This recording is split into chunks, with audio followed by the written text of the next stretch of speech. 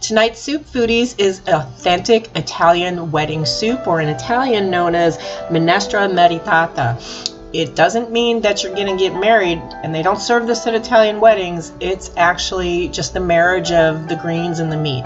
So I'm starting out with some minced onions, yellow onion, and garlic. Italian parsley I didn't have, so I'm just using regular parsley, which is fine, but the recipe calls for Italian parsley. So, okay, it's not quite authentic because I messed up on that. So, this is some Italian bread that I put in my food processor, made some crumbs, added some milk, just to make it a little pasty. As you can see there, the consistency, that's how you kind of want it, where you could roll it up into a meatball itself, actually. And then I'm using a combination of hamburger and ground pork. The real diehards use some veal too, but I don't go there. So I'm mixing it all together. And I'm going to use my hands because my gloves are not sterile, and I wash my hands really well. So my hands actually end up being more sterile than the gloves would be. And no nail polish on, no jewelry on. And now I'm just going to dig in. So you want to incorporate all the ingredients, but you don't want to overwork the meat because otherwise the meatballs will be tough. And you don't want that. Oh yeah, you got to add the Parmesan. So I'm cheating and I'm using the Kraft stuff out of the jar. Yeah, that's not so authentic, but you know, whatever. But you could grate your own Parmesan or Romano. And then I used a little handy scooper there so I can get my meatballs pretty uniform in size, and you want them small. And of course, this is not a spaghetti and meatballs meatball. This is Italian wedding soup. So now you've got 8 ounces of chicken broth, 4 ounces of water, and I use chicken bouillon to flavor it. And we're going to bring that to a boil, and then we're going to add the meatballs. That's right, we're not going to fry them first like you might for spaghetti and meatballs.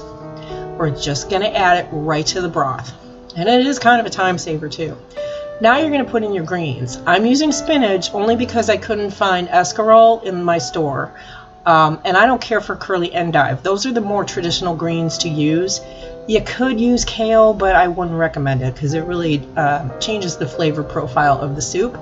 That's more for a zuppa toscana, but we'll get to that one too. But I'm using fresh spinach. You can use a box of frozen if you know you're pressed for time, or you just didn't get the fresh spinach. And I'm going to add acini di pepe, which is little tiny bits of pasta, but you can use orzo or any other small pasta that you have on hand. But this is the traditional pasta that goes in the Italian wedding soup. And your meatballs are done when they start floating up to the surface, which is about 10 to 20 minutes. I let it simmer for 10 to 20 minutes before I add the final product, which is going to be 2 eggs beaten with 2 tablespoons of the grated Parmesan cheese. And I'm going to create a little whirlpool here. And no, I don't have my whisk. I'm using a fork. And I'm going to slowly add the egg Parmesan mixture to the soup. And this is what really elevates it, and this is what makes it, this is how the Italians do it.